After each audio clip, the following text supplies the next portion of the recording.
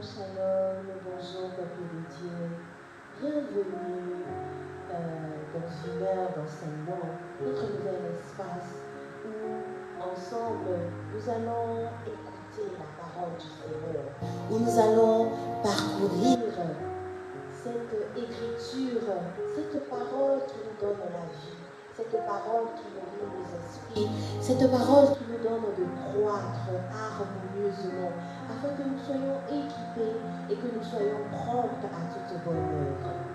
Alors, bien-aimés, nous vous inviterons à vous asseoir dans un endroit calme, à préparer certainement de quoi noter.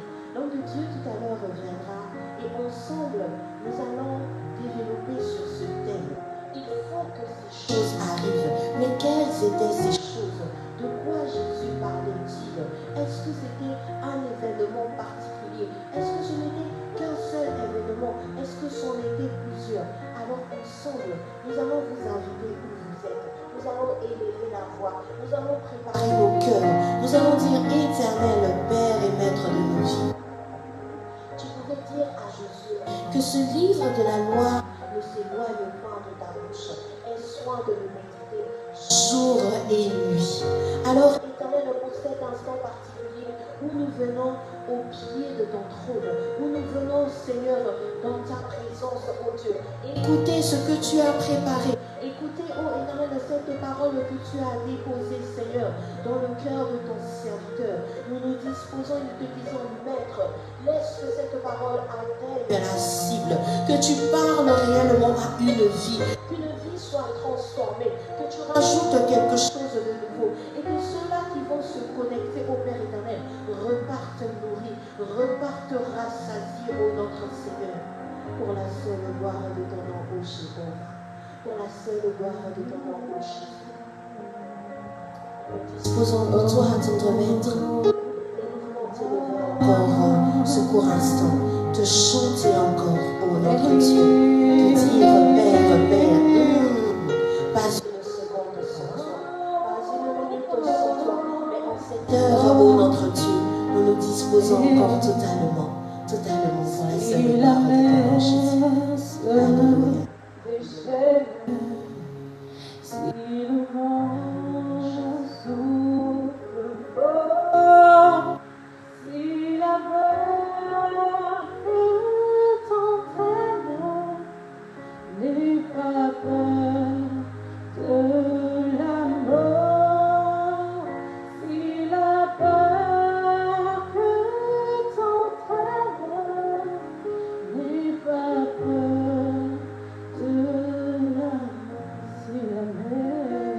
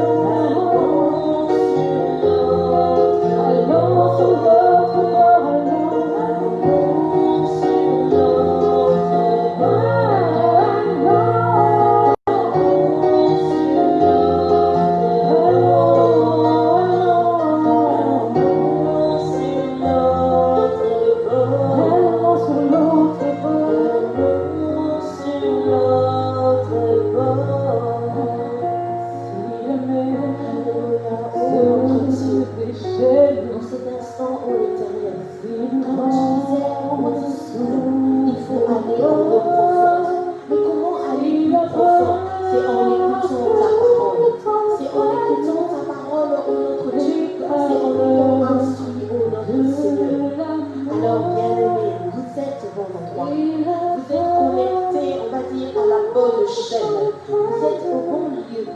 Vous êtes à la bonne adresse. Ensemble, nous voulons écouter. Ensemble, nous voulons entendre. Ensemble, nous désirons être instruits de l'Écriture. Alors, nous vous souhaitons encore la bienvenue. Connectez-vous. Partagez ce direct. Partagez cela. Dites à un bien-aimé, ce n'est pas de pain simplement, ce n'est pas de boire, ce n'est pas de nourrir cette chair, mais c'est de nourrir ton esprit, c'est de nourrir mon esprit. C'est que ensemble, nous soyons puissamment nourris afin que nous croissions ensemble. Oh, notre Dieu, tu es merveilleux. Alors, sans plus tarder, nous allons inviter le serviteur Dieu, nous allons inviter le frère Audrey qui va nous partager cette parole. Amen.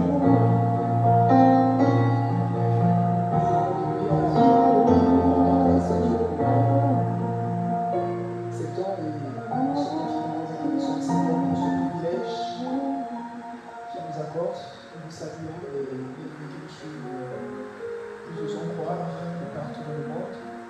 Nous saluons les bénédictions depuis ici à Dakar, c'est nous suivent depuis le Congo, c'est nous suivent depuis la France, depuis Cuba, partout où l'œuvre de Dieu par le truchement de son serviteur qui est notre Père, la petite Germaine qui est arrivée. Et nous bénissons le Seigneur pour votre vie. Alléluia, merci d'être connecté avec nous. Nous allons rapidement prier pour débuter cet enseignement, cette série d'enseignements que nous avons commencé le dimanche passé. Nous allons prier avant d'écouter la parole de Dieu. Depuis là où tu es chez toi à la maison, tu vas simplement incliner ta tête pour la prière. Prie avec moi. Seigneur, nous te prions, te bénissons et te rendons grâce. Merci pour ce privilège, merci pour ce temps que tu nous accordes dans ta présence. Merci parce que nous croyons que tu es le Dieu présent au milieu de nous. Seigneur, merci parce que nous croyons que tu peux parler à une personne au travers de ce média que la technologie moderne nous donne. Nous prions que ta main soit notre partage. Saint-Esprit de Dieu, je t'en supplie. Je prie que tu viennes parler à une personne. Je te promets, comme tu l'aurais fait, je te bénirai. Aide-moi à transcender les limites. Prends le contrôle de ces moments. Bénis ces instants. Au nom de Jésus. Amen. Comme je disais, nous rendons grâce à Dieu pour vos vies, vous qui nous suivez actuellement en direct. Et nous bénissons le Seigneur également pour la vie de notre Père. Parce que c'est grâce à lui que nous avons cette opportunité de vous partager la parole. Nous avons commencé donc une série d'enseignements depuis le dimanche passé. Et aujourd'hui, nous allons aller un peu plus en profondeur, parce que les dimanches, nous savons souvent qu'on n'a pas assez de temps d'aller en profondeur des notions que nous abordons. Mais aujourd'hui, l'occasion nous est donnée. Traditionnellement, nous tenons le culte d'enseignement chaque mardi. Et malheureusement, à cause de cette situation pandémique, nous ne pouvons pas nous retrouver ici comme l'habitude de faire. Nous gardons le culte sur place les dimanches en présentiel. Mais les cultes en semaine, nous l'avons préféré en ligne. Nous croyons qu'au travers de ce média, Dieu peut bénir encore d'autres vies. Alors, sans plus tarder, je voudrais vous inviter rapidement à lire avec moi dans le livre de Matthieu chapitre 24, pardon. C'est votre texte de base. Matthieu chapitre 24, nous l'avons lu. Pour ceux qui nous ont suivis en direct le dimanche, nous voulons y revenir. Matthieu chapitre 24, nous lirons les 14 premiers versets. C'est une très longue lecture, mais elle vaut la peine. Matthieu chapitre 24, les 14 premiers versets. Je lis au nom de Jésus. Je lis premièrement dans la version Ségan, la version qui est la plus répandue, connue de tous. Matthieu chapitre 24, les 14 premiers versets. La Bible dit: comme Jésus s'en allait, au sortir du temple, ses disciples s'approchèrent pour lui en faire remarquer les constructions. Mais il leur dit: voyez, vous tout cela, je vous le dis en vérité, il ne restera pas ici, pierre sur pierre, qui ne soit renversé. Il s'assit sur la montagne des Oliviers, et les disciples vinrent en particulier lui faire cette question: dis-nous, quand cela arrivera-t-il? Et quel sera le signe de ton avènement et de la fin du monde? Le verset 4. Jésus leur répondit, prenez garde que personne ne vous séduise, car plusieurs viendront sous mon nom, disant, c'est moi qui suis le Christ, et ils séduiront beaucoup de gens. Vous entendrez parler des guerres, le verset 6 qui nous intéresse, vous entendrez parler des guerres et de bruits de guerre. Gardez-vous d'être troublés, car il faut que ces choses arrivent, mais cela ne sera pas encore la fin. Une nation se lèvera contre une nation, et un royaume contre un royaume. Et il y aura en divers lieux des famines et des tremblements de terre. Tout cela ne sera que le commencement des douleurs. D'autres versions disent, tout cela ne sera que le commencement des douleurs d'enfantement. Alors on vous livrera au tourment, et l'on vous fera mourir, et vous serez haïs de toutes les nations à cause de mon nom. Alors aussi plusieurs succomberont, et ils se trahiront, se haïront les uns les autres. Plusieurs faux prophètes se lèveront, et ils séduiront beaucoup de gens. Mais parce que l'iniquité sera accrue, la charité du plus grand nombre se refroidira. Et le verset 13, mais celui qui persévérera jusqu'à la fin sera sauvé. Enfin, le verset 14, cette bonne nouvelle du royaume sera prêchée dans le royaume entier pour servir de témoignage et à toutes les nations. Alors viendra la fin. Alléluia. Voilà quelle merveilleuse lecture à base de laquelle nous avons tiré notre thème. Comme nous l'avons dit, c'est le verset 6 que nous avons, le verset 6 qui nous aide à avoir donc, le thème de cet enseignement. Le verset 6 de la version seconde, il est écrit « Car il faut que ces choses arrivent ». Le thème que nous sommes en train d'aborder ensemble depuis le dimanche passé est intitulé tout simplement « Car il faut que ces choses arrivent ». Nous l'avons dit, bien évidemment, c'est la lecture des événements qui se passent tout autour de nous, mais aussi de ce merveilleux thème qui a été abordé par notre Père avant que, du côté de la coordination nationale, qu'il y ait des soucis techniques. Il a abordé un merveilleux thème qui était intitulé comme suit « Les choses qui arrivaient au temps de Noé ». Et nous, depuis le dimanche, nous voulons parler maintenant, il faut que ces choses arrivent. Il faut que ces choses arrivent.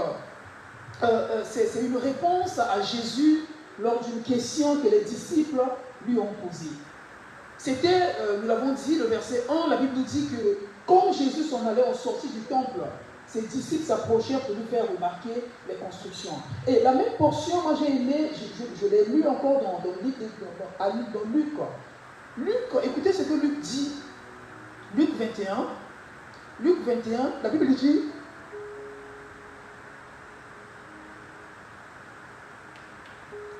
Luc 21, écoutez ce que la Bible dit, Luc 21, la Bible dit, le verset 5, comme quelques-uns parlaient des belles pierres et des offrandes qui faisaient l'ornement du temple.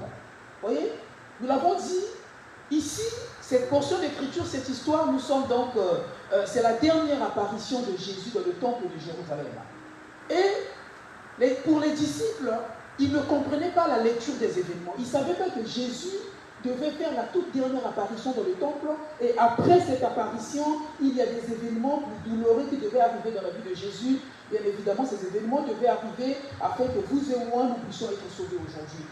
Les disciples s'attardaient sur des choses qui n'étaient pas importantes à l'époque. Luc dit, quelques-uns parlaient des belles pierres et des offrandes qui faisaient l'ornement du temple. Donc les disciples voulaient faire remarquer à Jésus la beauté du temple de cette époque. Parce que pour les disciples, vous le savez, comme tout bon juif, le temple de Jérusalem faisait la fierté des juifs.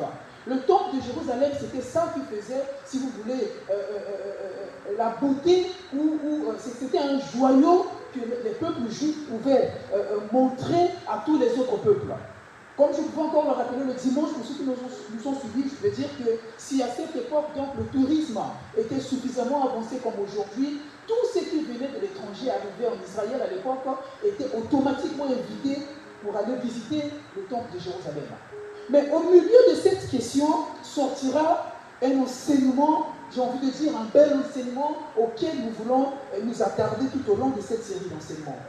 Jésus ne s'est pas attardé sur ce temple qu'on nous présentait. Il commence par leur dire que vous voyez toute cette beauté, vous voyez tout ce temple, toute cette belle maison. Rassurez-vous, je vous le dis en vérité, ce temple ne restera pas tel que vous pouvez le voir aujourd'hui. Il arrivera un moment où il n'y aura plus pierre sur pierre qui ne soit renversée. Autrement dit, il arrivera un jour où ce temple sera renversé. Et il commence si vous voulez, à bousculer la certitude qu'avaient les Juifs à cette époque. Comme je peux vous dire, le temple, c'était la fierté des enfants d'Israël parce que c'est là où Dieu résidait. C'est là où Dieu avait choisi pour manifester sa gloire au milieu des enfants d'Israël. Les Juifs ont été choqués par les paroles de Jésus. Et les disciples, la Bible nous dit qu'au verset 3, quand Jésus était assis sur la montagne des Oliviers, les disciples vinrent en particulier. D'autres versions disent, les disciples vinrent en secret. Ils vinrent en intimité pour poser la question à Jésus. Ils ont voulu savoir quand est-ce que les choses vont arriver. Je voudrais revenir sur quelque chose que j'ai parlé le dimanche passé, c'était certainement au deuxième culte qui n'était pas diffusé en direct. Vous voyez, il y a certaines choses, il y a certaines vérités dans la vie chrétienne, ce n'est pas en public que nous pouvons avoir connaissance. Des choses, on a besoin d'aller en particulier. Les disciples n'ont pas voulu poser la question à Jésus alors qu'il était devant tout le monde. La Bible dit qu'ils sont partis en particulier. Ils sont partis en secret pour poser la question à Jésus. La vie chrétienne, c'est une vie où tantôt nous sommes appelés à quitter le général pour aller en particulier. Nous sommes appelés à quitter la foule pour aller là où il n'y a pas de gens, là où nous sommes à cœur avec le maître pour comprendre un certain nombre de vérités. Et quand les disciples ont posé cette question, c'est de là que Jésus a commencé à dérouler cet enseignement. Et de cet enseignement, il cite, il y a 7 événements qui doivent arriver, 7 choses qui doivent arriver avant que Jésus fasse son grand retour. Mais c'est cet événement, c'est ça qui fera l'objet de notre enseignement aux jours à venir. Et avant Jésus leur dit qu'il faudrait que ces choses arrivent. Il dit, ces choses doivent arriver, mais premièrement, ce qu'il faut faire, c'est que je vous appelle à garder de ne pas être troublé. Parce que si ces choses n'arrivent pas, l'événement majeur que moi j'ai envie de vous annoncer lors de cet enseignement, qui n'est autre que mon retour, si ces choses, les événements que je vais vous annoncer n'arrivent pas, mon retour ne sera pas aussi effectif. Il dit, il faudrait que ces choses arrivent. Et parmi ces choses, j'ai envie d'y revenir rapidement. Il y a 7 choses essentielles que Jésus a citées, les 7 mises en garde. Il a parlé des tromperies religieuses. Il a parlé des guerres et les bruits des guerres. Il a parlé de la famine et il a parlé des diverses maladies. Les diverses maladies, j'ai envie de m'attarder un tout petit peu aujourd'hui. Aujourd'hui, c'est ce que nous sommes en train de vivre. Coronavirus qui est une pandémie qui est en train de terrasser le monde partout. C'est une maladie qui était imprévisible. Personne ne pouvait la prédire. Personne ne pouvait savoir que cette maladie pouvait arriver aujourd'hui. Et aujourd'hui, nous sommes en train de vivre l'un des signes que le Christ avait prédit annonçant son retour. Et l'autre signe, il dit qu'il y aura les tremblements de terre. Et le dernier signe, pour moi qui est le plus majeur et qui cite en dernier, parce que ce signe sera la conséquence de tous les autres signes qui doivent arriver. Il dit le refroidissement de l'amour de plusieurs. D'autres versions parlent du refroidissement de la foi de plusieurs personnes. Alors, aujourd'hui, le dimanche, nous sommes passés un peu pieds joints. Nous avons parlé sur les 3 leçons essentielles à retenir dans cette portion d'écriture que nous venons de lire. Les leçons qui nous permettent donc de diviser notre enseignement. Nous avons parlé de la première leçon, c'est que l'enseignement de Jésus sur le mont des Oliviers, donc dans Matthieu chapitre 24, verset 1 à 14, cet enseignement, c'est l'essentiel de son message qui était caractérisé par son retour. Ça, c'est la première leçon que nous pouvons tirer. Et c'est sur ça que nous allons nous baser. Et la deuxième leçon, bien évidemment, c'est en ce qui concerne les 7 mises en garde que nous avons citées tout à l'heure. Et donc, la troisième leçon, c'est ce qu'il faut faire pour être prêt pour ce rendez-vous. Parce que le rendez-vous, c'est que Jésus-Christ reviendra. Alors, le dimanche passé, nous avons parlé sur quelques vérités à retenir sur le retour de Jésus-Christ. Je voulais revenir lentement sur le peu de temps qu'il nous est donné, longuement sur ces vérités. Nous sommes passés un peu plus vite le dimanche passé. Alors, ce que j'aimerais dire d'abord, premièrement, c'est que le retour de Jésus-Christ est l'un des événements les plus importants de tous les enseignements bibliques. La Bible renferme beaucoup des enseignements. La Bible nous enseigne sur la prospérité, la Bible nous enseigne sur la sanctification, la Bible nous enseigne sur l'amour, la Bible nous enseigne sur beaucoup de choses, sur la guérison. Encore faut-il le rappeler, j'ai horreur des gens qui parlent des prédicateurs de la sainteté, les prédicateurs de la guérison, les prédicateurs de la prospérité, comme si la Bible n'est pas un tout. Au moment où dans la Bible, nous retrouvons toutes sortes de prédications, toutes sortes d'enseignements. Et parmi ces enseignements, l'un des enseignements les plus majeurs, c'est celui qui est basé sur le retour de Jésus-Christ. C'est l'un des enseignements les plus importants de la Bible. J'ai envie de dire que c'est la grande expérience des chrétiens. Vous voyez? C'est une expérience que nous serons appelés à faire demain. C'est une expérience, mais au même moment, une espérance. C'est une expérience que nous ferons demain, mais c'est quelque chose auquel nous sommes en train d'espérer à expérimenter demain. L'apôtre Paul pouvait encore dire à ses contemporains, il dit, l'espérance nous appelle en haut. Et le même apôtre Paul pouvait dire que notre foi n'est basée que sur des choses sur cette terre. Cela voudrait dire que nous sommes les plus malheureux des habitants sur la terre. Pour simplement dire que la vie chrétienne se passe ici, mais c'est une vie qui a une finalité un jour. Et cette finalité, c'est quand le Christ reviendra que nous allons expérimenter ces choses. Comme je pouvais le dire, nous avons parlé des trois vérités en ce qui concerne le retour de Jésus-Christ et c'est sur trois vérités que je voulais me baser maintenant. Alors, la première vérité à laquelle nous sommes attardés le dimanche passé et que je voulais passer suffisamment du temps cet après-midi, c'est que, nous l'avons dit, le retour de Jésus-Christ est un événement certain. Est un événement certain. Alors, je vous invite à lire avec moi dans Jean chapitre 14. Jean chapitre 14, c'est le maître lui-même qui parle. Jean chapitre 14, les 4 premiers versets. Jean 14, les 4 premiers versets, écoutez ce que la Bible dit. Jean 14, versets 1 à 4. La Bible dit ceci. Il dit que votre cœur ne se trouble point. Croyez en Dieu et croyez en moi. Le verset 2, il dit, il y a plusieurs demeures dans la maison de mon Père. Si cela n'était pas, je vous l'aurais dit. Je vais vous préparer une place. Et lorsque je m'en serai allé et que je vous aurai préparé une place, il dit, je reviendrai et je vous prendrai avec moi, afin que là où je suis, vous y soyez. Vous savez où je vais et vous en savez le chemin. Alléluia. Vous voyez? Il dit, lorsque je m'en serai allé et je vous aurai préparé une place, il dit, je reviendrai. Il le dit, c'est avec certitude.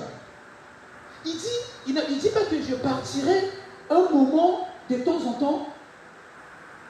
Je pourrais revenir ou peut-être que je ne reviendrai pas. Mais il dit, je reviendrai. Et avec assurance, Jésus lui dit, si cela n'était pas le cas, je vous l'aurais dit. Nous savons que si pour quelques-uns, notre Seigneur Jésus n'était qu'un aventurier en bilan, comme lui-même pouvait dire, le Fils de l'homme n'a même pas là où reposer sa tête. Mais pour vous et moi, nous savons que notre Dieu n'était pas un aventurier. C'est quelqu'un, quand il dit quelque chose, il finit par l'accomplir. D'ailleurs, la Bible à moi me dit que la parole de l'Éternel ne peut pas retourner en lui sans avoir accompli les effets pour lesquels elle était sortie. Jésus dit, je reviendrai. Je vais vous préparer une place. Si cela n'était pas le cas, j'aurais vous dit. Quand notre Seigneur nous le dit, ça veut dire que son retour est une certitude. Il reviendra. Quelque chose qui est certain, c'est quelque chose qui est effectif. C'est quelque chose qui fait abstraction de tout doute. Il n'y a aucun doute sur le retour de Jésus-Christ. Quelque chose qui est certain, c'est quelque chose qui est assuré. C'est quelque chose qui est incontestable. Vous voyez? C'est quelque chose qui ne peut manquer de se produire. Il y a des gens qui peuvent nous faire des promesses, mais ces promesses ne sont pas certaines. Les gens qui peuvent nous donner des rendez-vous, mais rien ne nous rassure que ces rendez-vous sont certains. Mais Dieu, quand il donne un rendez-vous, ces rendez-vous sont certains. La Bible nous dit, dans le livre de Genèse, il a dit à Abraham et sa femme Sarah, il dit, à la même époque, ta femme Sarah sera enceinte et elle aura un enfant. Et la Bible nous dit, telles que les choses ont été prédites, telles que les choses se sont accomplies. Je ne vois pas pourquoi le même Dieu qui a prédit les choses à l'époque et les choses se sont accomplies, et aujourd'hui, il nous dit qu'il reviendra et qu'il ne revient pas, et que cette promesse soit vraie. Quelque chose qui est certain, c'est quelque chose qui ne peut pas manquer de se produire. C'est quelque chose qui est certain. Vous voyez, l'argument qui nous pousse à croire que cet événement est un événement certain, c'est lié au fait que tous les événements qui annoncent le retour de Jésus-Christ aujourd'hui s'accomplissent. Tous les événements qui prédisent, les événements annonciateurs, les événements avant-coureurs, tous les événements qui nous ont prédits ou qui prédisent aujourd'hui le retour de Jésus-Christ s'accomplissent. Aucun événement ne s'accomplit pas. Il a annoncé les guerres. Nous aurons des temps, nous reviendrons sur les guerres aujourd'hui. Prochainement, je voulais dire. Il a annoncé les familles, nous reviendrons. Il a annoncé les pandémies, nous sommes en train de les vivre aujourd'hui. Je pouvais encore le rappeler le dimanche passé, sur près de 7 milliards d'habitants qui comptent le monde. On peut le dire, même près de 2/3 d'habitants de la Terre s'est confiné il y a peut-être environ un mois. Comment est-ce qu'on peut imaginer près de 5 milliards de personnes vivent cloîtrées dans leur maison? Ils ne peuvent pas sortir. Parce qu'il y a une maladie qui est en train de frapper, parce qu'il y a une pandémie qui est en train de frapper. C'est l'un des signes qui annonce le retour de Jésus-Christ. Alors, si tous les signes qui annoncent le retour de Jésus-Christ s'accomplissent aujourd'hui, mais on n'a pas de raison aujourd'hui de douter sur le retour de Christ. Parce qu'il a dit lui-même, il faut que ces choses arrivent. Vous voyez, nous l'avons lu le dimanche passé, toujours Matthieu 24, le texte de base, le verset 6. Le Seigneur nous dit, la version du Seigneur nous dit, attention, ne vous laissez pas troubler par ces nouvelles, car cela doit arriver. Et nous sommes en train de voir ces choses arriver. Et quand les choses seront arrivées, ces choses, l'apogée, la conclusion de tous les événements malheureux qui atteignent l'humanité aujourd'hui, ça serait le retour de Christ. Le retour de Christ est une fatalité. Ce n'est pas un événement aléatoire. Ce n'est pas quelque chose où on peut se poser des questions, peut-être qu'il ne viendra pas ou il reviendra. Il reviendra. Et je voudrais dire à tous ceux qui nous suivent cet après-midi, c'est que le retour de Jésus-Christ, non seulement que c'est une certitude, mais je voudrais dire à une personne, si Jésus revient, comme son retour est une certitude, c'est que l'enfer existe et le paradis existe. Et chacun devait se préparer, nous reviendrons aux jours à venir, chacun devait se préparer pour son retour. Il n'y a pas de raison aujourd'hui pour laquelle nous devrions douter sur son retour. C'est une certitude. Lui-même, il dit, je m'en vais vous préparer une place. Il dit, quand je serai allé, je vous aurai préparé une place. Il dit, je reviendrai. Il reviendra. Il nous a annoncé que le Saint-Esprit viendra. Et aujourd'hui, l'Église est dirigée par le Saint-Esprit. Nous vivons le Saint-Esprit aujourd'hui. Nous vivons la Pentecôte tous les jours de notre vie. Mais pourquoi nous devrions être dubitatifs sur son retour? Pourquoi nous devrions nous poser des questions sur son retour? Oui, beaucoup de gens se posent des questions pour dire non, Christ a dit qu'il reviendra. Ça fait plus de 2000 ans, il ne revient pas. Pourquoi il ne revient pas? La Bible nous ment. La Bible ne nous ment pas. La Bible dit, ce n'est pas que Dieu ne tarde pour venir, mais la Bible dit qu'il use de patience. Il est patient parce qu'il ne voudrait pas, quand il reviendra, qu'il y ait des gens qui vont périr. Vous savez, à la lumière de la parole de Dieu, en principe, l'enfer n'est pas créé pour les hommes. C'est pour Satan et ses adeptes, les anges déchus. Parce que la Bible nous dit que quand il a été précipité sur la terre, il y a 1/3 des anges qui sont descendus avec lui. Le but de Dieu, ce n'est pas que nous partons en enfer. Mais comme le diable ne voudra pas aller en enfer seul, voilà pourquoi il est en train d'user de toute la malice pour nous emmener en enfer. Mais Dieu, par son amour, il se bat, il travaille, il use de patience, il attend, il reprend son amour tout le temps dans nos vies, pour le seul but que nous puissions nous repentir. Toi qui nous suis cet après-midi, peut-être que tu n'as jamais rencontré le Christ dans ta vie. Mais bien évidemment, si Jésus ne répond pas, c'est parce qu'il attend que tu puisses le rencontrer. Tu es certainement l'une des causes qui occasionne le retour, le retard sur le retour de Jésus-Christ. Le retard, c'est moi qui utilise, en réalité, il n'est pas en retard. Parce que notre Dieu, il est le maître des temps et des circonstances. Lui-même, il sait à quel moment il reviendra. Alléluia. Donc, je voudrais rassurer une personne maintenant. Il n'y a pas de raison que son retour soit une utopie. C'est un événement qui est réel. Lui-même, il l'a annoncé. Ils sont en train de voir comment est-ce que les événements s'accomplissent aujourd'hui. Alors, la deuxième vérité que nous voulons parler rapidement sur le retour de Jésus-Christ, c'est que le retour de Jésus-Christ est un événement qui a un caractère perpétuellement imminent. C'est un événement qui a un caractère perpétuellement imminent. On va lire rapidement dans Apocalypse 22. Apocalypse 22. Apocalypse chapitre 22. Apocalypse chapitre 22. Le verset 12. Écoutez ce que la Bible dit. Oh, j'aime cette portion d'écriture. Apocalypse 22, chapitre 10, Apocalypse chapitre 22, le verset 12.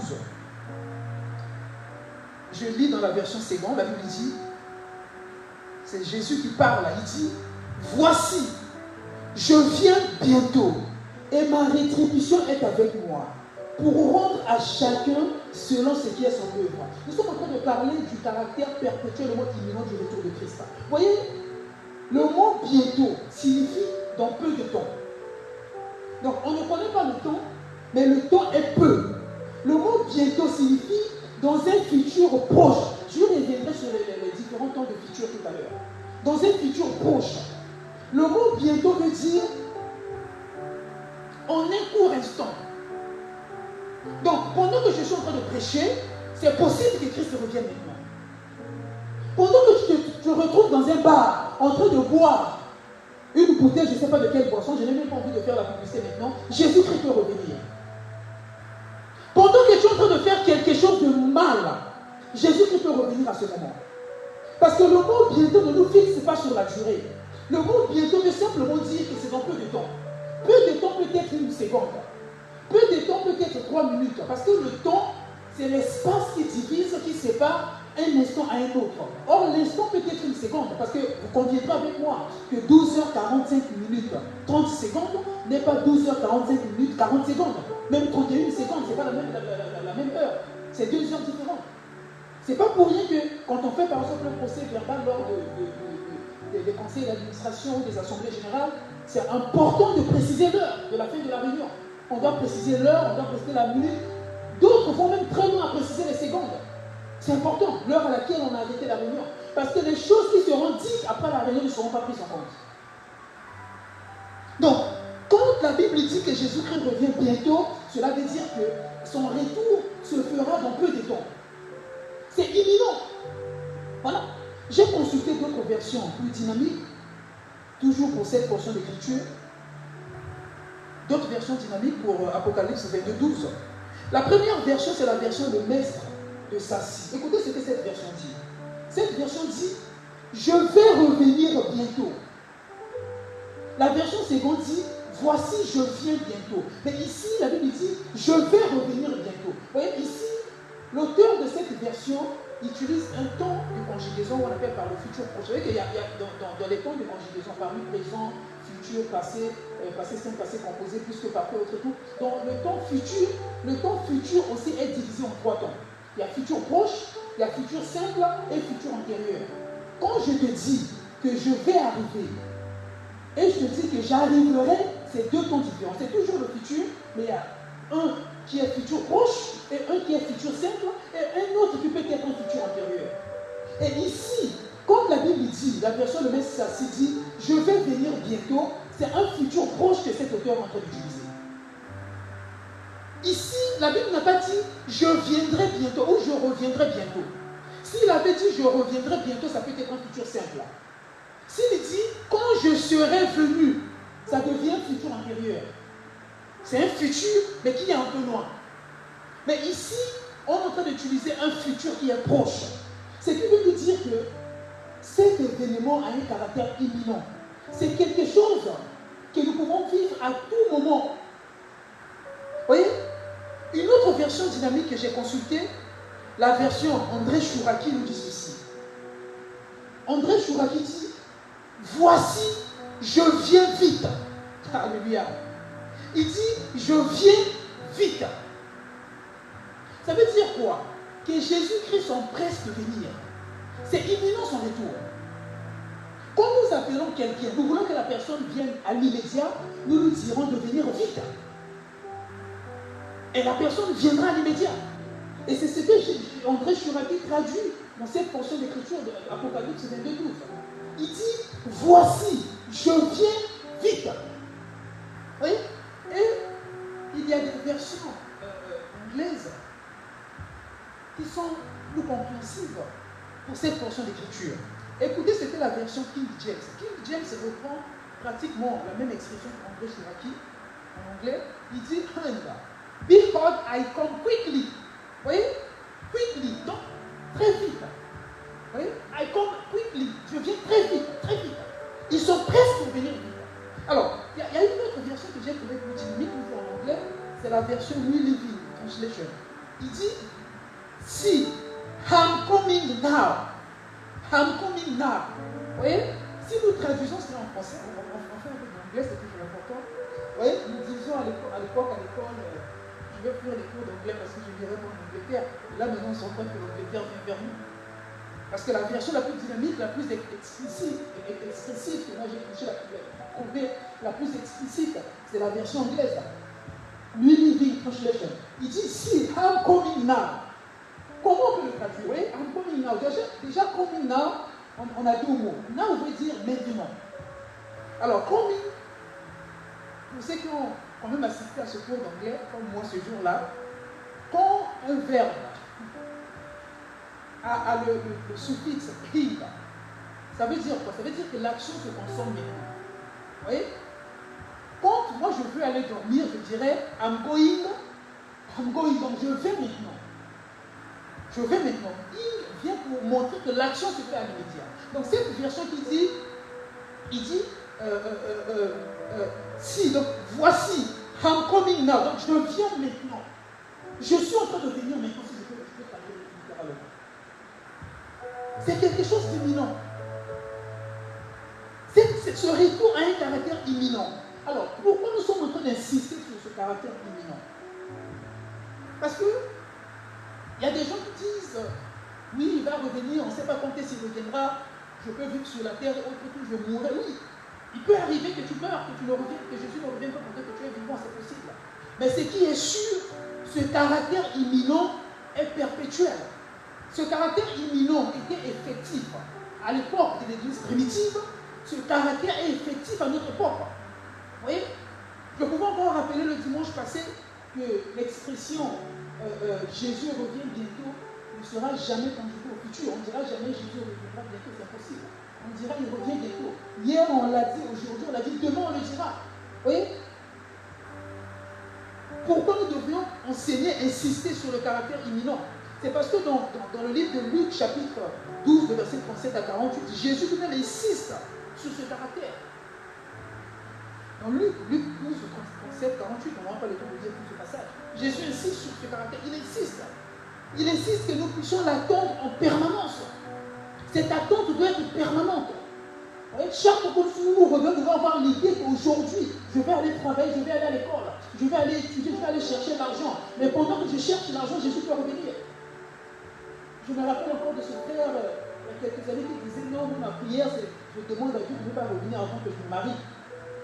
Parce que je suis resté longtemps de la chasteté, j'ai envie de me marier un peu, vivre le bonheur, autre et tout, et après, je souhaite que Jésus arrive. C'est une bonne chose, Dieu voudrait que nous nous marions. Alléluia. Mais est-ce que c'est cela qui est important? Ce n'est pas important. Parce que ce n'est pas le mariage qui nous fera entrer au ciel. Ce n'est pas les enfants qui nous feront rentrer au ciel. Tu peux faire tes études, c'est malheureux. Le jour où tu veux finir ta thèse de doctorat, tu suis à 10h, à 11h, Jésus revient. Ce n'est pas malheureux, mais c'est important parce que tu auras marqué comme une cette terre des hommes. Cet événement a un caractère imminent. Alors, pourquoi nous devrions insister? Parce que le fait de renoncer à ce caractère imminent sur le retour de Christ devient une source de vivre dans le désordre. Vous voyez, dans Luc, le passage que je vous ai donné tout à l'heure, Luc 12, on lira ce passage et ce verset, Luc 12, 45. Écoutez ce que Jésus dit. Luc 12, 45. Il parle à ses disciples sur le caractère imminent de son retour. Et il dit, dans le verset 45, il dit, mais si ce serviteur dit en lui-même, mon maître tarde à venir, s'il se met à battre les serviteurs et les servantes, à manger et à boire et à se livrer, le maître de ce serviteur viendra le jour où il ne s'y attend pas et à l'heure qu'il ne connaît pas. Vous voyez, ce serviteur dont Jésus parle, c'est quelqu'un qui vivait, si vous disiez la suite de passé, c'est quelqu'un qui vivait avec une mise en garde du retour imminent de son maître. Mais à un moment donné, il s'est dit, bon, mon maître tarde à venir. Je peux battre mes serviteurs, je peux boire, je peux manger, parce qu'il ne vient pas avec moi. Ça a poussé cet homme d'aller vivre dans les désordres parce qu'il a perdu la notion du retour imminent de Jésus-Christ. Nos églises aujourd'hui sont remplies de frères et sœurs qui souffrent de cette perte de ce caractère. Des gens qui vivent en oubliant dans leur esprit que nous ne sommes que des passagers sur terre. Comme notre père l'apôtre Germain pouvait encore prêcher la fois passée en parlant de Noël, la petite à cette époque, les gens mangeaient, buvaient, mariaient leurs enfants. Ils faisaient comme si de rien n'était.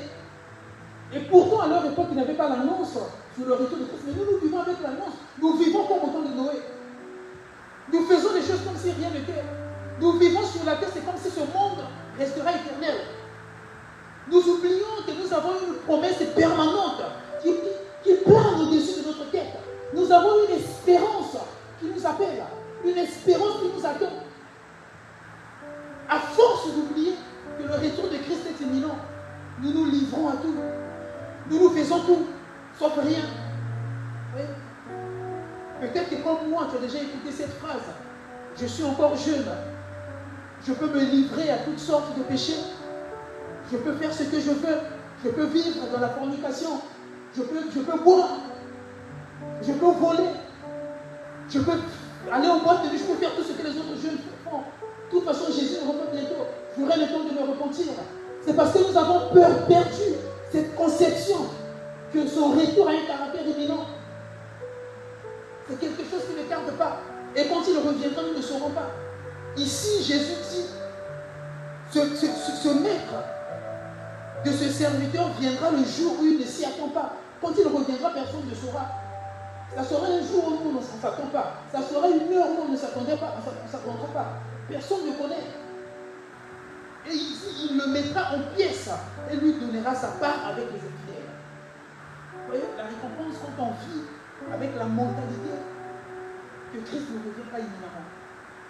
Ce qui peut arriver quand nous vivons avec la mentalité que le retour de Jésus-Christ n'est pas immédiat.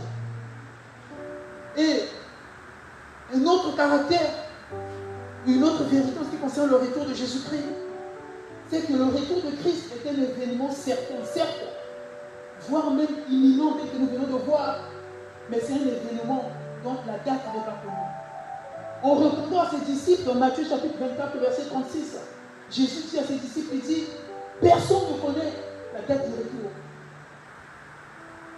Même pas les anges, moins encore le Fils. Personne ne connaît. Alléluia. Le but de cette phrase est de nature à placer l'Église tout entière dans un état d'ignorance et d'attente. On est ignorant parce que nous ne connaissons pas le jour de son retour. Mais et pourtant, nous devrions être dans une attente. On ne connaît pas quand il viendra. On ne connaît pas. Tu me dis, frère Audrey, oui, il reviendra quand? Personne ne devrait connaître ce jour. Même pas les anges, même le Fils lui-même sur la terre, il ne connaissait pas. Nous sommes ignorants, mais nous devrions être en attente.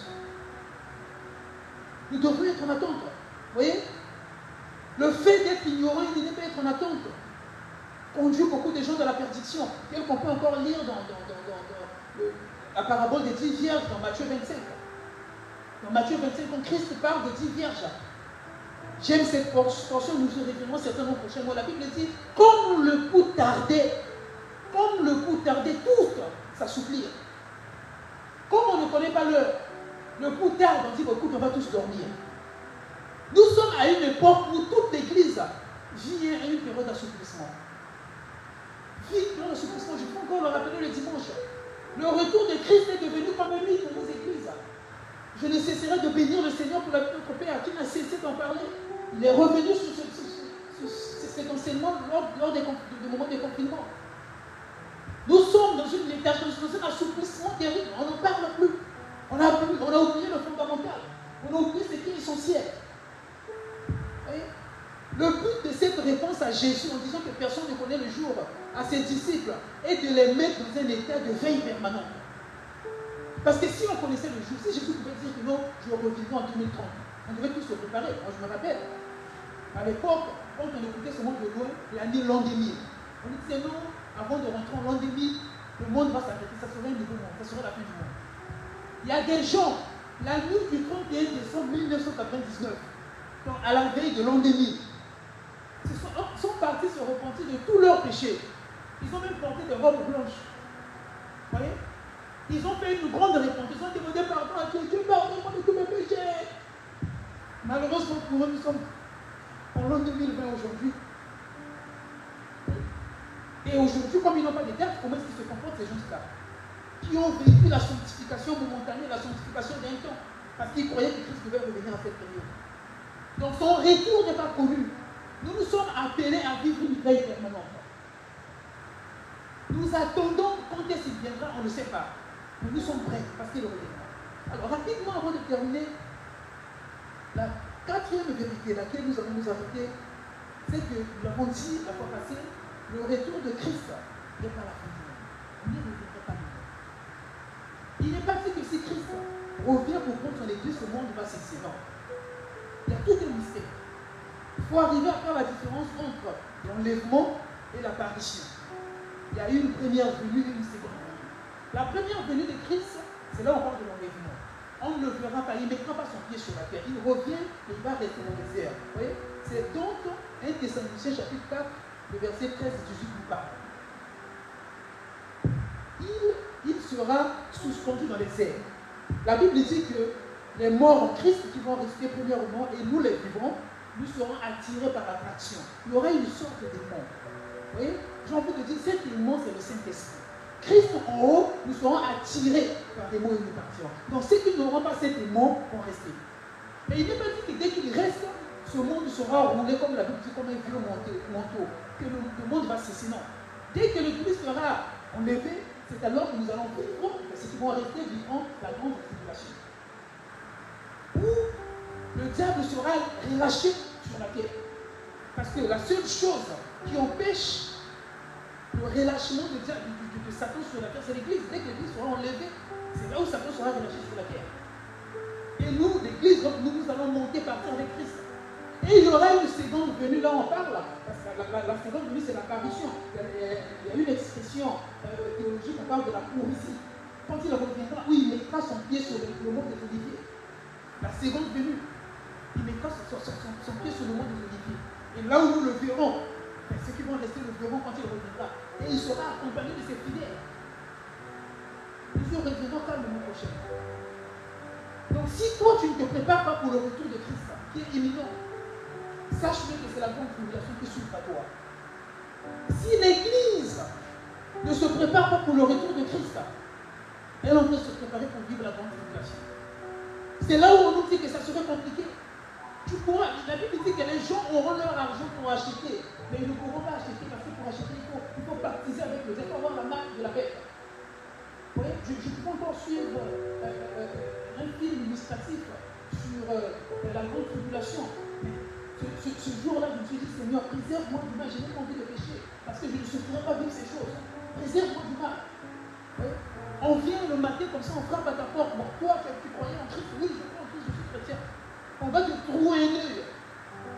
On te pose la question, est-ce que tu crois toujours en Christ? Oui, je crois. On coupe un doigt, on te laisse. Tu souffres, tu peux aller à l'hôpital parce que tu n'as pas la marque de la bête. On te propose, on peut te soigner, on peut même te donner un autre œil. Mais accepte seulement la marque. Dès que tu acceptes la marque de la bête, c'est fini. Il y en a ceux qui vont survivre pendant cette période, mais ça ne sera pas facile. Ça sera une période d'une grande atrocité. Frère, voilà pourquoi la Bible dit, nous devrions prier. Parce que le projet de Dieu, c'est que nous soyons enlevés quand l'Église sera enlevée, que nous ne restons pas sur la terre. que nous partons. C'est ce genre de personnes que la Bible dit qui seront sauvées par le paix. Ils passeront par le paix. Alléluia. Je ne sais pas. Est-ce que tu vis avec une conception que le retour est imminent? Est-ce que tu vis avec une conception que le retour de Christ se fera bientôt? Est-ce que tu sais que c'est un retour qui a un caractère perpétuel? Est-ce que tu sais que toi et moi, nous ne connaissons pas le jour, mais pourquoi il reviendra? Je voulais t'inviter à t'incliner dans la prière avec moi. Je sens dans mon cœur ce fardeau de prier avec une personne depuis chez elle à la maison qui me dira que je ne me prépare pas encore pour le retour de Christ. Peut-être que tu n'as jamais donné ta vie au Seigneur et que tu es tombé sur ce direct, tu me suis. Peut-être que tu ne connais pas ce Jésus dont nous sommes en train de parler. C'est lui qui revient bientôt. Tu peux simplement t'associer à nous maintenant, te mettre à genoux dans ta chambre et commencer à parler à Dieu. Mais tu vas simplement dire, Seigneur Jésus, j'ai besoin de toi, viens dans mon cœur. Tu peux lui dire, je reconnais mon état de péché, j'ai besoin de toi, viens dans mon cœur. Et à nous qui croyons que nous sommes debout, la Bible dit que celui qui croit être debout, qui prend les gardes de ne pas tomber. Tu crois que tu le connais, tu crois que tu te prépares pour son retour. Mais je veux que tu pries, que Dieu t'aide à te préparer de façon permanente.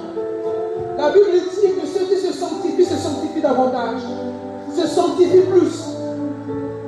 Tu vas dire, Seigneur, j'ai besoin que tu soutiennes ma foi. Christ a dit, quand le Fils de l'homme reviendra, trouvera-t-il la foi sur terre? Est-ce que quand il reviendra, il te trouvera avec la foi? Est-ce que quand il reviendra, tu auras toujours la foi? Tu peux demander à Dieu de commencer à préserver ta foi. Dis, Seigneur, j'ai besoin de toi.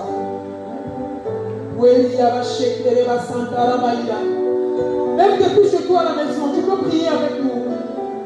Dis, Seigneur, j'ai besoin de toi. J'ai besoin de toi. J'ai besoin de toi. J'ai besoin de toi. On a besoin que Dieu nous soutienne. Qu'il nous soutienne notre foi. Qu'il nous tienne par la main. Nous en avons besoin. Nous en avons besoin. Demande à Dieu de nous soutenir. Alléluia. Tu peux rester calme là où tu es à la maison. Je vais prier pour toi. Nous parlons d'un Dieu qui est capable. La prière faite à des milliers de kilomètres peut t'atteindre là où tu es. Seigneur, je lève ma voix. Je prie pour toute personne qui s'est associée à nous pendant cette cours de prière. Seigneur, tu sais, ceux qui ont un but dans ton cœur, ils ont besoin de toi. Je prie que tu viennes dans leur cœur avant que tu viennes dans ce monde. Seigneur, que tu te révèles à eux. Que quelqu'un puisse te rencontrer, puisse te connaître ce soir. Je prie également, Seigneur, pour tous ceux qui sont prêts, tous ceux qui se connaissent. Ma prière, que tu nous aides, que chacun puisse continuer à être prêt pour ton retour. Merci pour ta grâce. Au nom de Jésus. Amen. Maintenant, nous bénissons le Seigneur. Merci pour vous qui nous avez soutenus maintenant. Rapidement, quelques annonces importantes. Vous avez l'habitude de nous suivre chaque semaine, donc chaque lundi à partir de 17h, heure de Dakar, 16h, heure de Dakar, je peux dire, et 17h sous l'ouverture. Pour les 1 heure d'adoration que nous avons l'habitude de vous offrir, c'était le programme que nous avons retenu à l'époque où on ne faisait pas des activités en présentiel. Depuis le dimanche passé, Dieu nous a fait grâce, on a ouvert les portes. On a repris donc avec les cultes en dominicaux, en présentiel. Mais pour les cultes en semaine, on garde civil. Voilà pourquoi on a légèrement modifié le programme. Donc vous allez revenir que les temps d'adoration dans sa présence, nous venions pour chacun de prendre son cœur ou les hommes. Nous à un moment donné, les travers ta série de la vie pour répondre Père dans la présence de Dieu. Nous se ferons plus de façon hebdomadaire. Nous avons réduit notre programme mensuel. Nous se ferons plus le lundi et le mercredi. Donc chaque premier mercredi du mois. On se retrouve le mois prochain, le premier mercredi du mois de juillet. Nous allons nous retrouver pour le temps de l'adoration dans la présence de Dieu. Et je vous donne rendez-vous pour le dimanche prochain. Dimanche prochain, à 10h, heure de Dakar. On va commencer notre but. Et au plus tard, 10h30, heure de Dakar, nous allons partager encore une fois de plus la suite de cet enseignement que nous avons intitulé « Faut que cette chose arrive ». Et bien évidemment, nous nous retrouverons donc le mercredi prochain pour passer le temps dans la présence de Dieu. Je vous bénisse. Merci d'avoir partagé cette avec nous. On va prier pour clôturer ce moment. Seigneur, nous te bénissons, te rendons grâce. Merci pour cet temps que nous avons passé dans ta présence. Nous croyons que tu as parlé à une personne, nous croyons que tu as fait du bien aux frères et sœurs qui nous ont suivis en direct pendant ces temps, et aussi ceux qui auront la possibilité de suivre cette vidéo après. Nous prions que ta grâce surabonde de leur vie. Seigneur, merci de veiller sur chacun de nous. Si tu ne reviens pas, Seigneur, nous retrouverons le dimanche encore en ligne pour partager le cours de la parole et le mercredi prochain. Le Seigneur te revient au nom de Jésus.